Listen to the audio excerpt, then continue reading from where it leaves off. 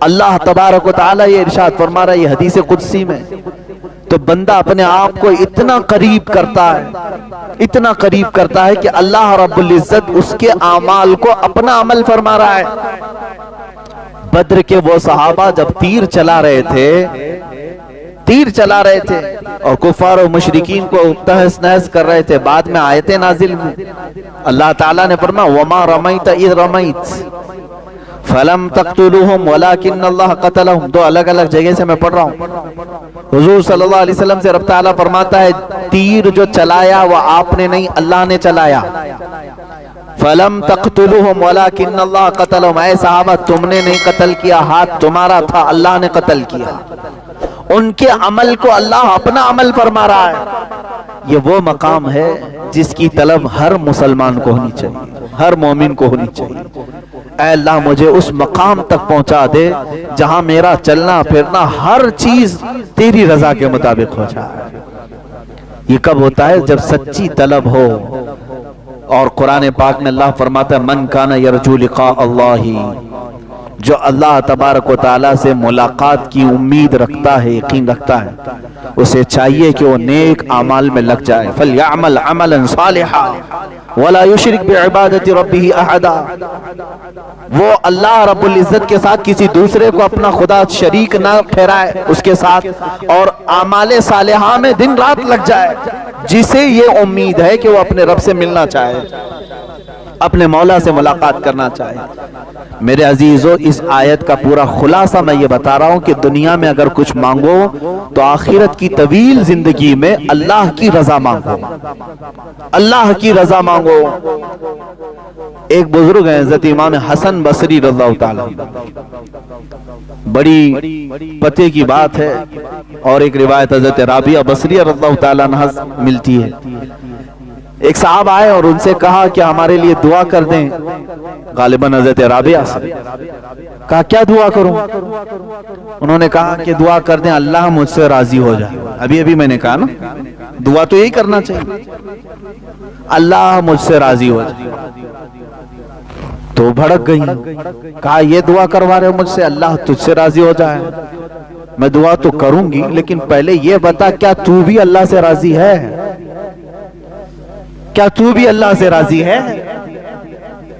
تو وہ ڈر گئے، انہوں نے کہا کہ ماں بھلا بندہ بھی کوئی اللہ سے ناراض ہوتا ہے؟ کون ہے وہ؟ کس کی مجال ہے، کس کی جرت ہے کہ وہ اللہ سے ناراض ہے؟ انہوں نے کہا لاکھوں بندے ہیں۔ کہا کیسے؟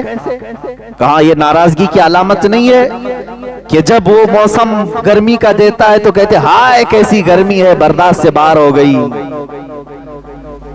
جبکہ وہ مولا کہہ رہا ہے میں کسی کو اس کی طاقت سے زیادہ کوئی چیز ڈالتا نہیں۔ اگر تم اس کی یہ تمام قدرت سے راضی ہوتے تو اس کے موسموں کی شکایت نہیں کرتے۔ ایک بزرگ چلتے پھرتے راستے میں انہوں نے صرف اتنا کہہ دیا تھا، بارش آ رہی تھی، ارے یہ کیسے بے موسم کی بارش آئی؟ کبھی ہوتا ہے گرمیوں کے دنوں میں بارش آئی، غیب سے انہیں ندا آئی کہ اے بندے کیا اب تو فیصلہ کرے گا کہ بارش کب ہونا چاہیے اور کب نہیں ہونا چاہیے؟ وہ اتنا روئے کہ تقریباً 40 سال تک انہوں نے اپنا چہرہ آسمان کی طرف نہیں کیا۔ حقیقت میں میرے عزیزو آج اللہ کی رضا ہم چاہ تو رہے لیکن کبھی ہم نے یہ سوچا میں بھی اس کے ہر چیز سے راضی ہوں؟ وہ بندہ راضی ہے جو اس کی دی ہوئے انعامات پر بھی خوش ہے اور اس کے دی ہوئے مصیبتوں پر بھی خوش ہے۔ لیکن یہاں ہوتا نہیں ہے، بندہ مصیبتوں پر ناشکری کرتا ہے اور انعامات پر اسے بھول جاتا ہے۔ انعامات ملتے ہیں، خوشیاں آتی ہیں، کہتا میں نے کمایا، کبھی یہ نہیں کہتا ھذا من فضل ربی، یہ میرے رب کے فضل سے ہے۔ عزیزان گرامی اللہ کی رضا مانگو لیکن خود کو پہلے اللہ سے راضی کرو، یعنی اپنے آپ کے دل کو بھی راضی کرو کہ جو کچھ بھی دنیا میں ہوگا وہ میرے مولا کی مرضی سے ہوگا۔ خاص طور پر عورتوں میں یہ ناراضگی اللہ تبارک و تعالیٰ کے متعلق بہت ملتی ہے۔ تم ناراض ہوگے اللہ تعالیٰ سے تو اس کا کچھ نہیں بگاڑ سکو گے، تمہاری دنیا بھی تباہ ہے اور آخرت بھی تباہ ہے۔ تم بندے ہو، اللہ سے ناراض ہونا یہی نہیں کہ اس کو صرف گالیاں دینا، بلکہ بہت ساری چیزوں کو برداشت نہ کرنا یہ بھی اللہ سے ناراضگی کی علامت ہے جو تمہارے ساتھ۔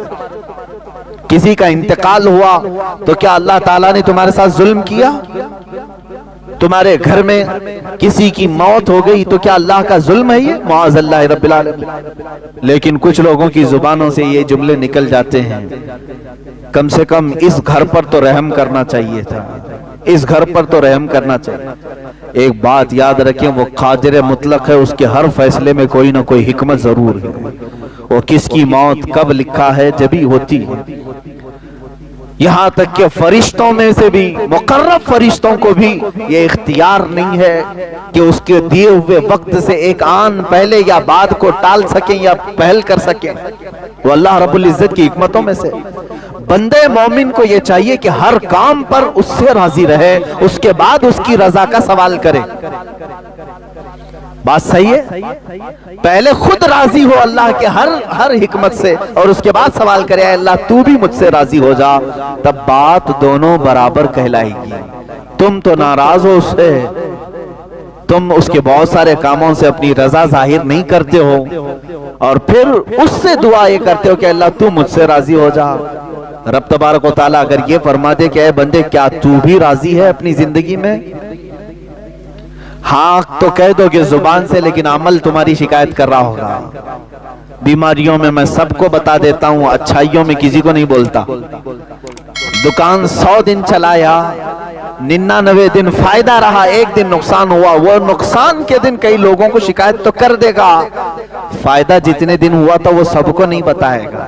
ارے نہ بتاؤ، نظر لگ جائے گی۔ انعامات کو تو تم نے بتایا نہیں، خسارے کو سب کے سامنے ذکر کیا، صحت کا تو کبھی اعلان نہیں کیا کہ میں بہت ہٹا کٹا ہوں، صحت مند ہوں، اللہ کا فضل ہے، لیکن بیماری کو سب کے سامنے ذکر کیا۔ اللہ کی رضا یہ ہے جو قرآن پاک کی آیت یہ بتاتی ہے، انا للہ و انا الیہ راجعون، بے شک ہم اللہ کے لیے ہیں دنیا میں اور اللہ ہی کی طرف لوٹنے والے ہیں۔ بیماری اس کی مرضی سے، صحت مندی اس کی مرضی سے، دولت اس کی مرضی سے، غربت اس کی مرضی سے، کرسی اس کی مرضی سے ملے، یہ تمام چیزوں پر ہماری رضا پہلے ہو اور اس کے بعد ہم یہ سوال کریں اے اللہ تو بھی ہم سے راضی ہو جا۔ آگے کی آیت میں نے جو تلاوت کی ہے یہ دوسری بڑی آیت ہے جس میں اللہ تعالیٰ فرماتا ہے اے ایمان والو، ایک بات سمجھ کر کے چلیں، یہ کتنے بڑے فخر کی بات ہے کہ پورا قرآن جو ہے جس میں خطاب جو ہوتا ہے، خطاب کا مطلب ہوتا ہے کسی کو مخاطب کر کے بلانا، اے فلاں آپ آ جاؤ۔ اب بڑا آدمی کوئی کسی کا نام لے کر کے پکارے تو وہ اپنے پکار پر بھی رشک کرتا ہے کہ مجھے فلاں نے میرا نام لے کر کے پکارا۔